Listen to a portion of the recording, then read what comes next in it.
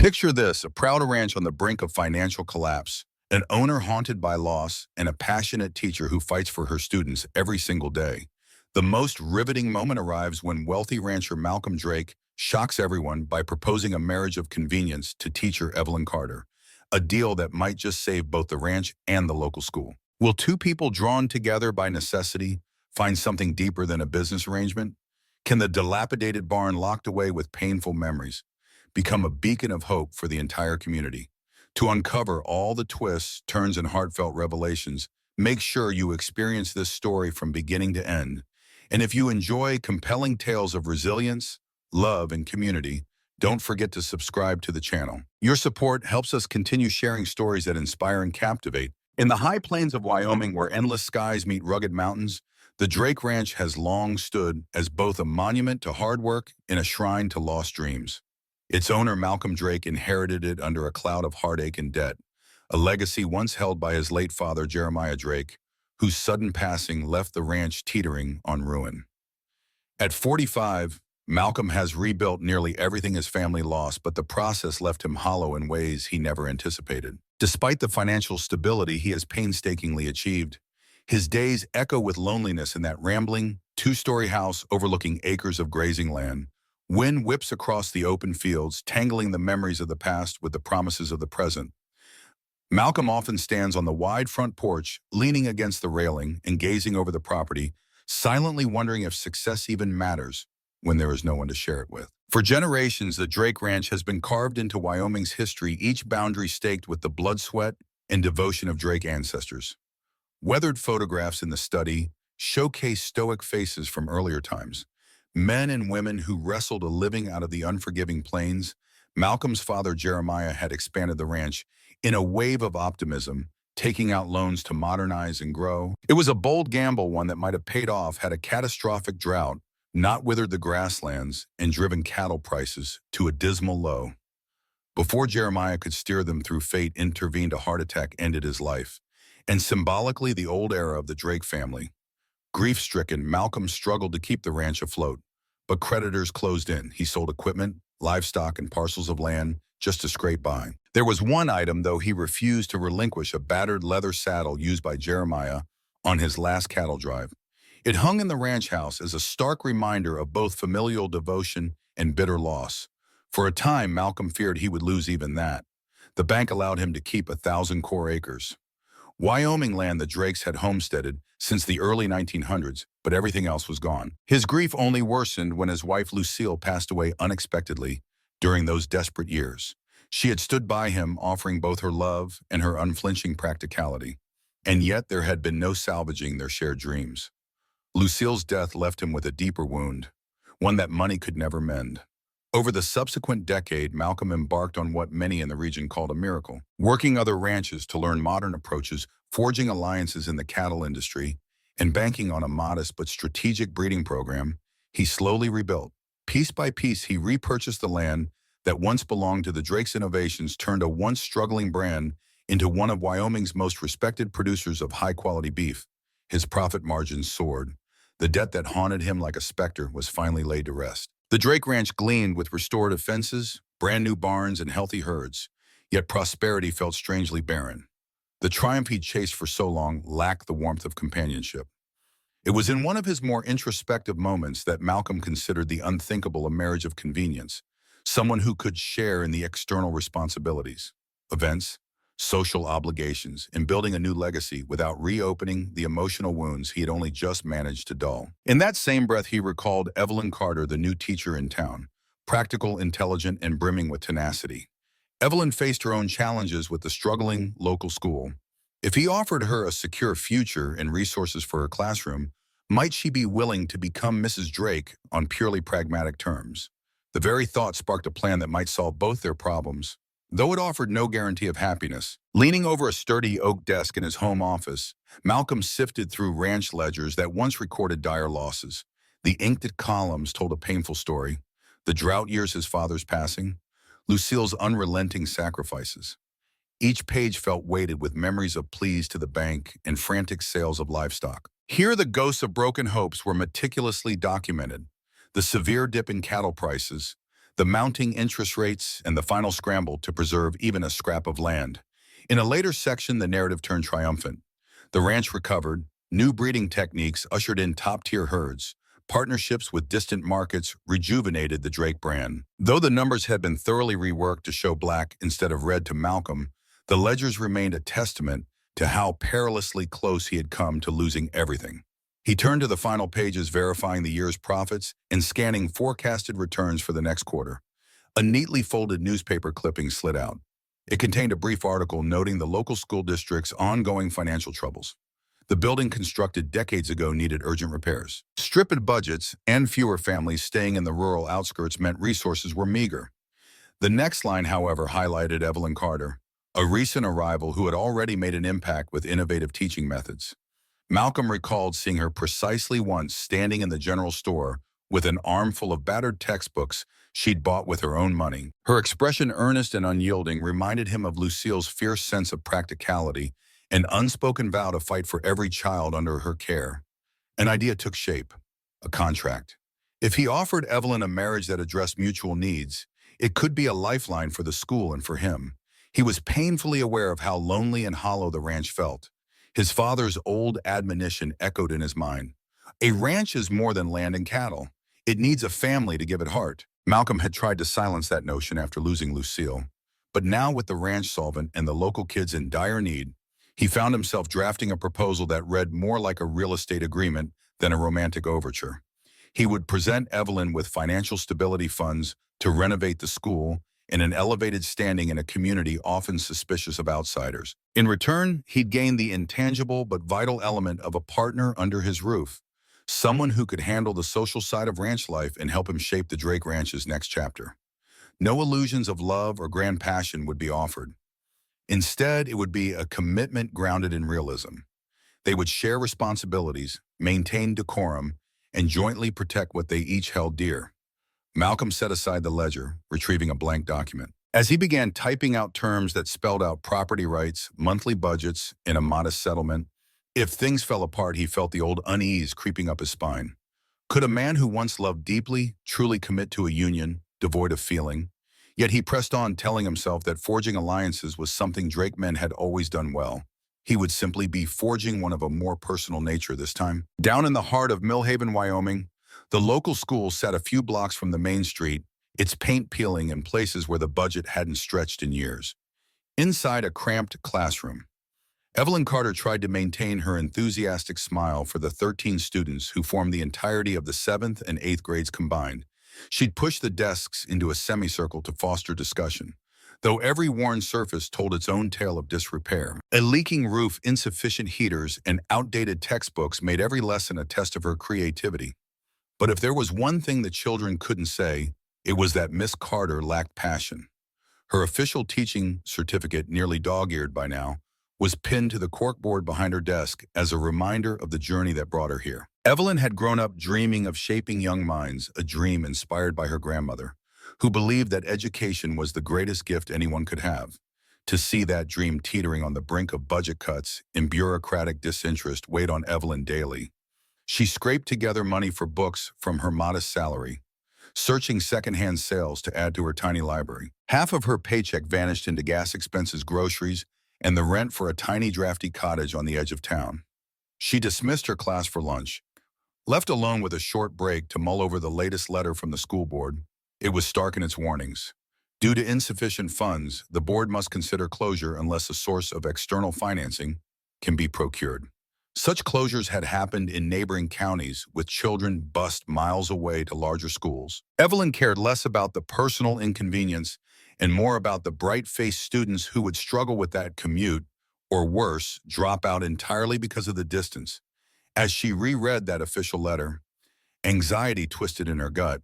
She had thought about fundraising, but every local business was already tapped out by one cause or another. She'd quietly hoped Malcolm Drake, that reclusive ranch owner, rumored to be the richest man in the county, might make a donation. Yet she'd never met him formally, only glimpsed him once across the general store carrying fencing supplies and exuding a certain contained intensity. A man like that, she guessed, had no reason to care about a struggling school. Tommy, a shy sixth grader, peeked into the room, pausing before her desk. "Miss Carter, there's a fella outside looking for you," he mumbled. Says he's from Drake Ranch. Evelyn's heart thumped. That was unexpected. Thanks, Tommy. Could you gather the others for me? Stepping into the hallway, Evelyn encountered Jack Turner, a seasoned ranch foreman with a dust-streaked hat, who politely removed it as soon as he addressed her. Ma'am, my boss, Mr. Drake, would like a word with you, private like up at the ranch house. If you've a moment? His tone was deferential but urgent, as if a refusal might upend carefully laid plans. Evelyn hesitated. She wasn't someone who had the luxury of idle afternoons, but the concern in Jack's eyes swayed her. Perhaps Malcolm Drake did intend to help the school. She'd heard rumors of his philanthropic gestures in neighboring counties. With a final glance at her watch, she nodded. All right, let's go. I'll have someone cover the class until I'm back. Little did she know her visit to Drake Ranch was about to alter the course of her life and the future of the local school far beyond any donation drive she could have imagined. The air inside the Drake Ranch office was cool and still a deliberate contrast to the searing midday heat outside. Evelyn felt every nerve tingle as she followed Jack Turner into a large room outfitted with sturdy furniture, ledger-stuffed bookcases, and a single window that overlooked corrals and grazing fields.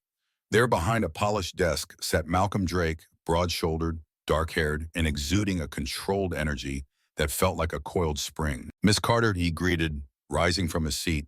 His voice was steady and deep, offering no clue as to why he had summoned her. He invited her to sit his nod toward a leather armchair, measured and precise. Once Jack excused himself, closing the office door softly, Evelyn found herself alone with the man whose name carried so much weight in the region.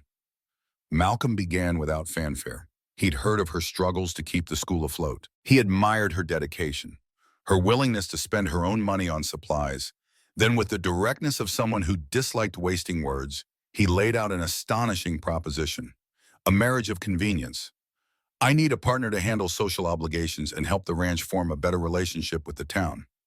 He explained, his gaze unwavering. You need resources, a secure budget for your school funds to make the structural repairs, and a position in the community that ensures you can push your educational initiatives forward without interference.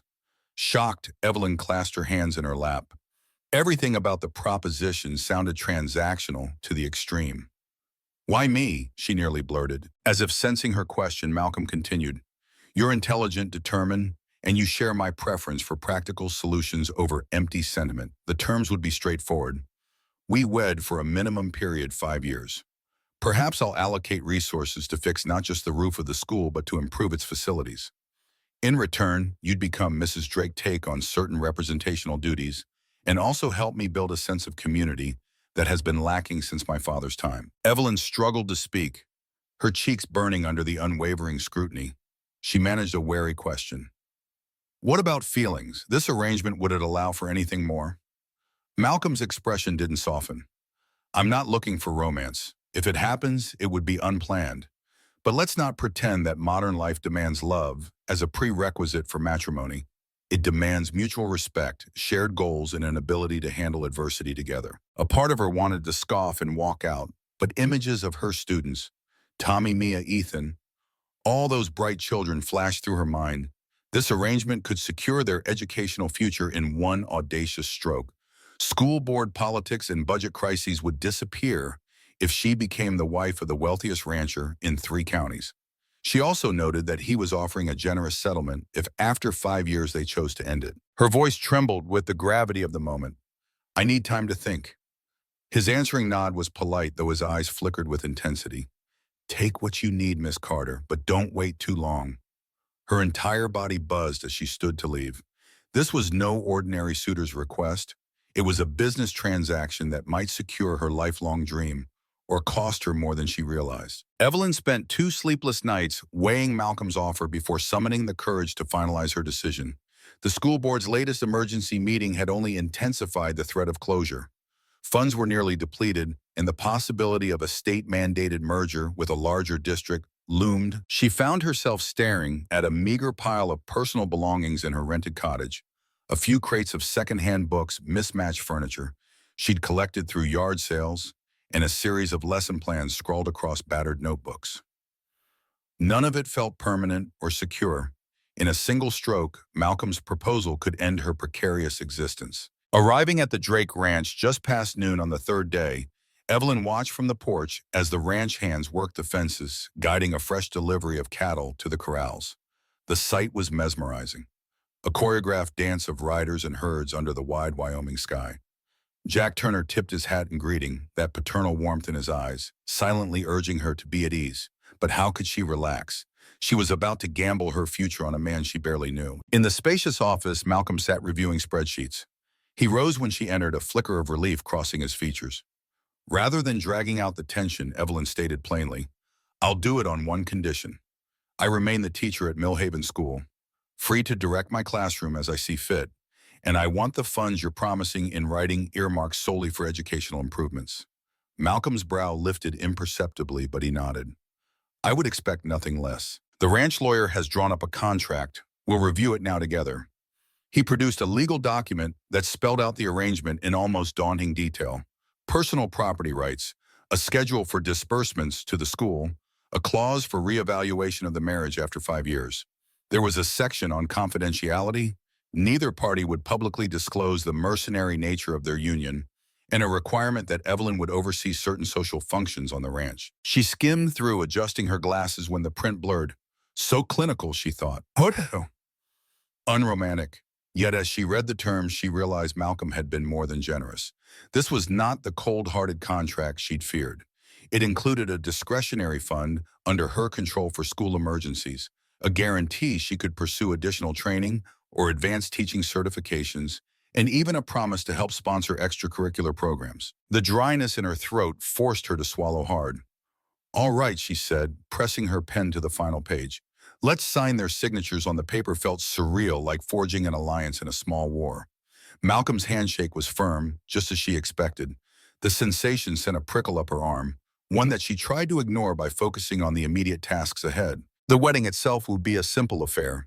They agreed to keep it low-key, perhaps just a civil service and a modest reception on the ranch. Just hours after penning her name, Evelyn walked out of the office as a fiancée. Rumors spread fast in Millhaven. By the time she made it back to her classroom, parents had caught wind of the upcoming nuptials. Some were congratulatory, others suspicious. The ring on her finger, a simple band Malcolm had provided, felt heavy with implications. True to her nature, Evelyn channeled her anxiety into practicality, scribbling a to-do list for wedding arrangements, lesson planning, and the next month's budget for new supplies. If this was truly a business marriage, she would treat it with the same meticulous care that she gave her classroom. The wedding day itself passed in a blur of signatures and polite pleasantries, under an open Wyoming sky with only a handful of witnesses. Malcolm Drake and Evelyn Carter became husband and wife. Their vows were economical, free of the sentiment that typically characterizes such ceremonies. Still, a tremor of unease coursed through Evelyn when Malcolm slipped the gold band onto her finger. Could it be this easy to form a union, absent of love? She wondered fleetingly, meeting his gaze. The mild squeeze he gave her hand felt oddly reassuring. In the days that followed, Evelyn settled into Drake Ranch under the watchful eye of the staff. Mrs. Perez, the housekeeper, was polite but reserved, carrying herself with the old-school formality that came from years of loyal service. "Welcome, Mrs. Drake," she would say, though Evelyn had asked to be called by her first name. The house was vast, with rooms decked in simple yet elegant furniture. On the second floor, Malcolm had given her the sage suite for privacy, an arrangement they both insisted upon to keep boundaries clear. She appreciated the quiet space, using it to map out her new responsibilities and refine her lesson plans. Not everything was purely functional. Outside, the ranch looked vibrant, neatly groomed, horses in the stables, well-fed cattle roaming bright green pastures, and ranch hands who paused to tip their hats whenever Evelyn passed. She would wave shyly, still unsure how to act as their mistress. Yet from day one, she was struck by how the ranch was more than a business. It was a living, breathing ecosystem. If the teacher in her recognized potential in every child, the part of her that was beginning to care for Drake Ranch saw potential in every acre. As part of the arrangement, Evelyn agreed to take on some social duties that Lucille, Malcolm's late wife, once handled. She found old ledgers where Lucille had noted holiday gatherings and community outreach events. It seemed that before the tragedies, Drake Ranch had hosted barbecues for the town, winter celebrations, and even hayrides for the local children. Now those traditions had faded. Attention clung to certain corners of the property: the squeaky floorboards, an unused sitting room, the locked horse barn no one wanted to talk about. It was over an otherwise routine dinner that Evelyn found the courage to ask about that locked barn. Malcolm grew visibly uneasy, his grip on his silverware tightening. That barn hasn't been used in years, he muttered. It's not fit for your school plans if that's what you're asking. Cautiously, Evelyn probed. But is there any reason it couldn't be renovated? Maybe turned into a multi-purpose area. His answer was a curt shake of the head. Trust me, Evelyn, there's nothing in there worth saving. Her curiosity, however, refused to be snuffed out. She remembered a short mention in old news clippings that Lucille Drake had once loved horses. If that barn had been her domain, maybe the disuse had deeper roots. Malcolm's inability to face a painful memory. Perhaps the teacher in Evelyn saw possibilities in every neglected space just as she saw promise in the children's society had overlooked. But for now, she left the topic alone. There were plenty of other changes to spearhead in the school new routines to establish in her married life, and an entire ranch staff adjusting to her presence. Within a month, Evelyn had turned the Drake Ranch into an unofficial extension of her classroom. After dinner, she often tutored the children of ranch hands who struggled with reading or math. Billy, a bright-eyed 10-year-old, had difficulty with phonics, so she devised flashcards and taught him daily in the ranch's spacious living room. Meanwhile, Mrs. Perez moved quietly about dusting and rearranging furniture, while eavesdropping with a faint smile, apparently pleased to see these small pockets of educations sprouting in her master's home. Malcolm initially watched from a distance, arms crossed over his chest, as if steeling himself from the intrusion of crayons and storybooks. Yet after a few sessions, he took a seat at a table corner, flipping through financial reports as Evelyn guided Billy through vowel sounds. The hum of a family-like atmosphere had crept into a house that had once been silent after sundown. On the nights when Billy arrived with a group of siblings or cousins, the living room all but transformed into a mini classroom.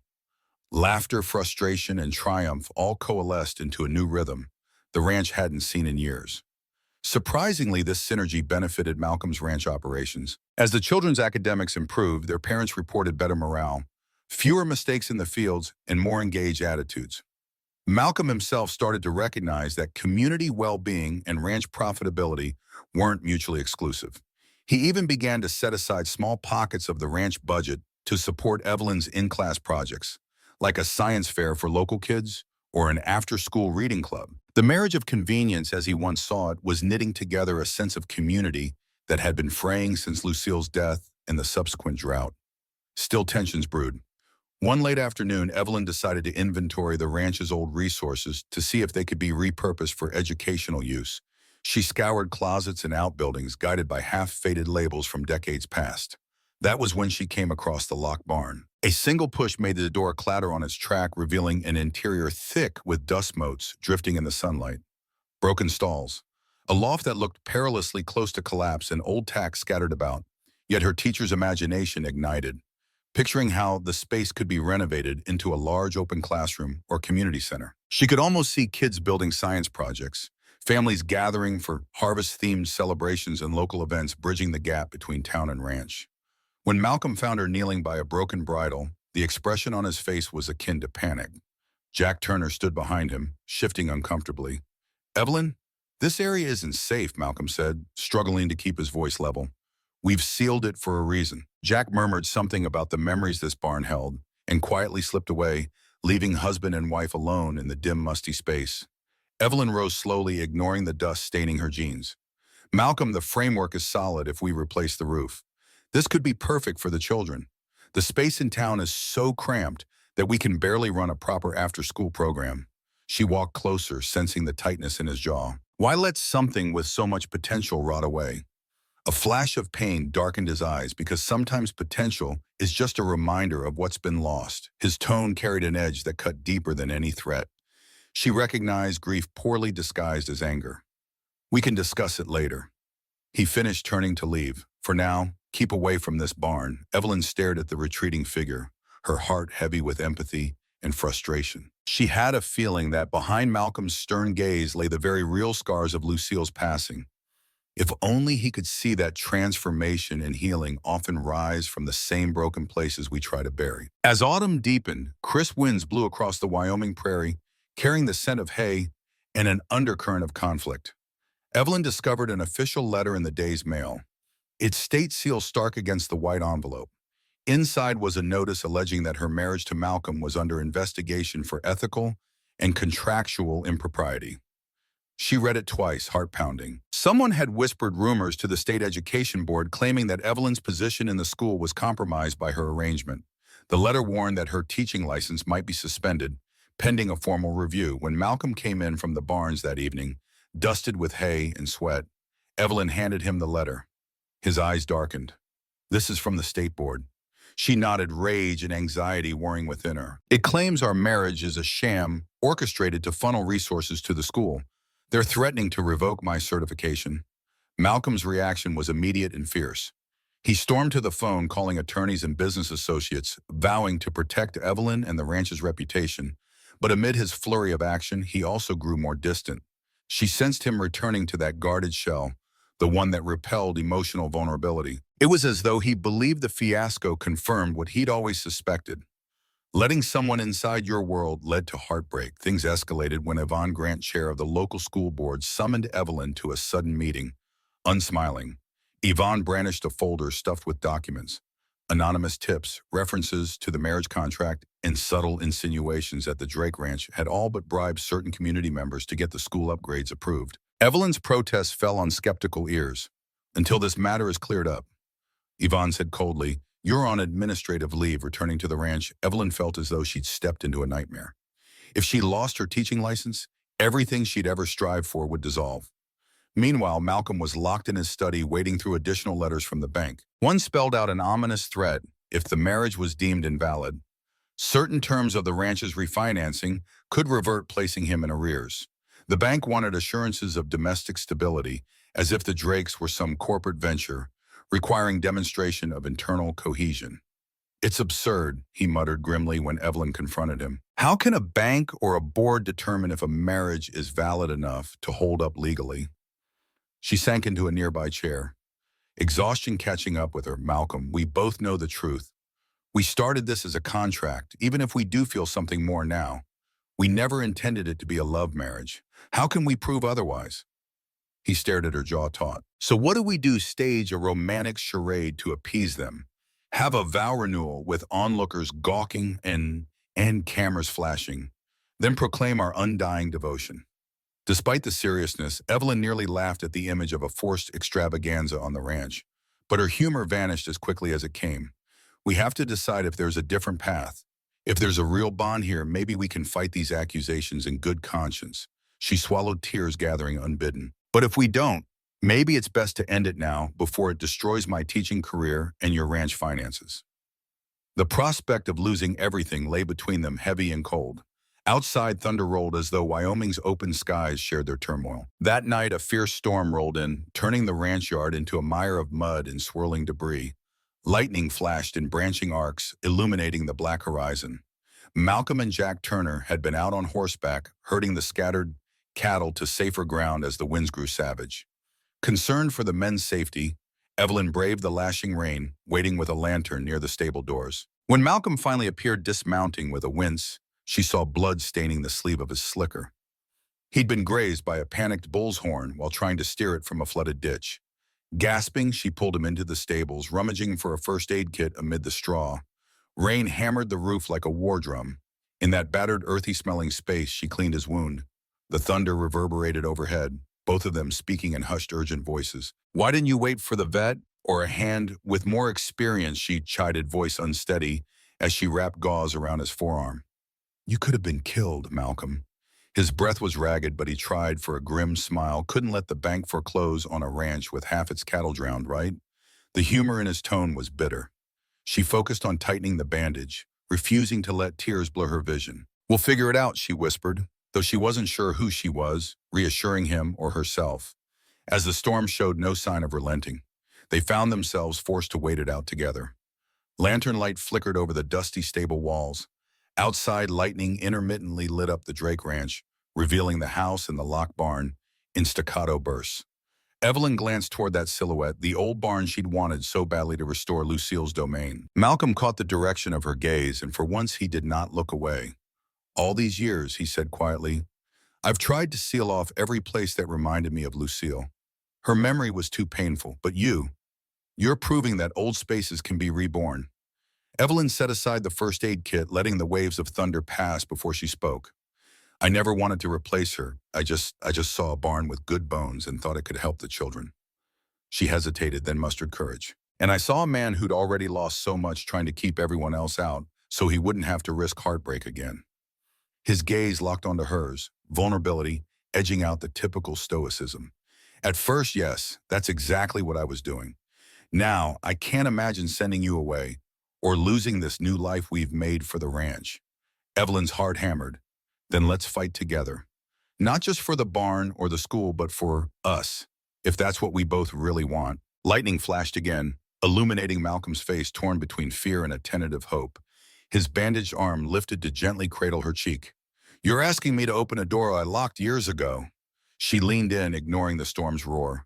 I'm telling you, the door's already open.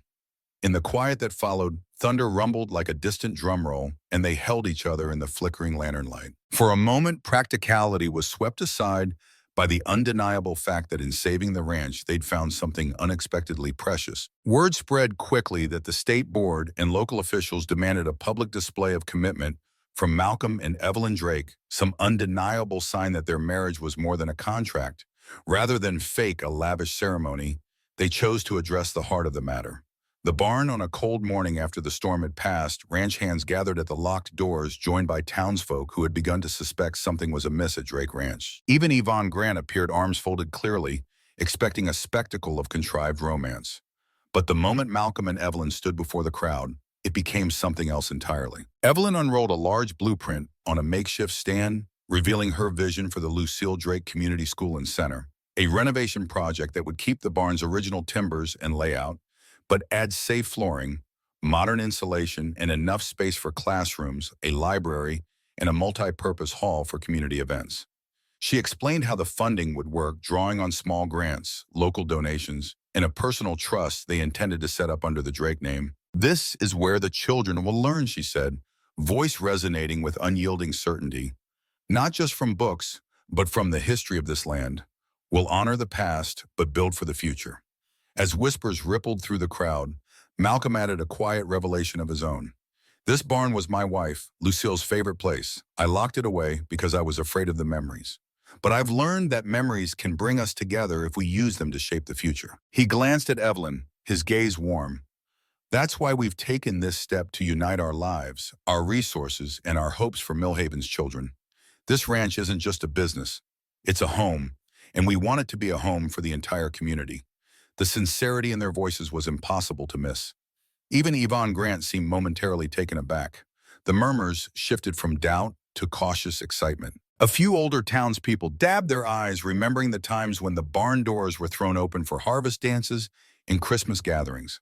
An approving murmur built as people noticed the new sign propped against a bale of hay, reading Drake Community Barn, Education and Events for All. Yet, the final evidence came when a state investigator stepped forward.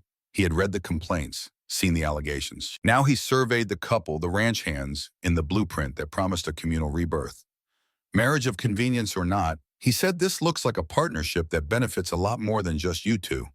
A knowing smile flickered across his face. We'll consider this a valid demonstration of mutual commitment if you provide the proper legal documentation. And they did. Right then and there, Malcolm produced a notarized deed transferring partial ownership of the barn to a community trust board.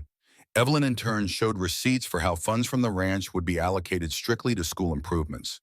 The investigator and local board members took their notes, exchanging nods and quiet conversation.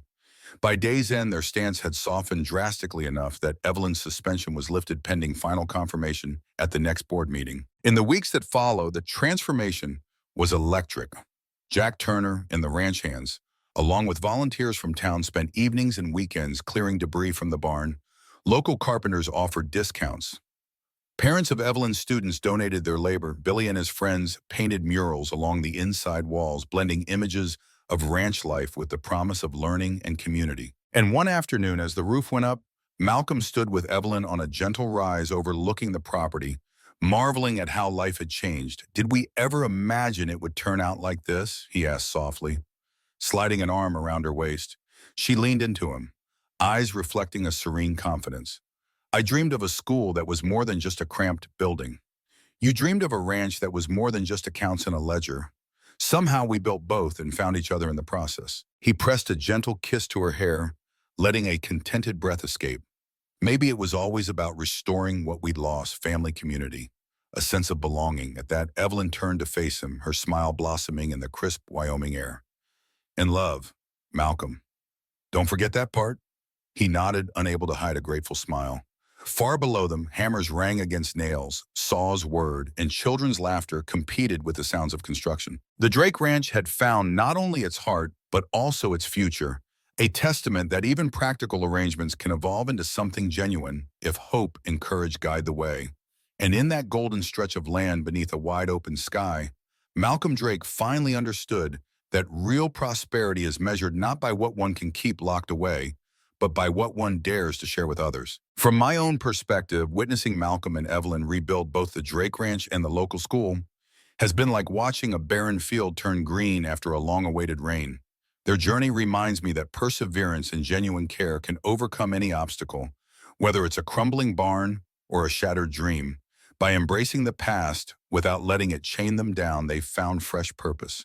Their marriage, once a practical agreement, evolved into a foundation of trust, support, and hope.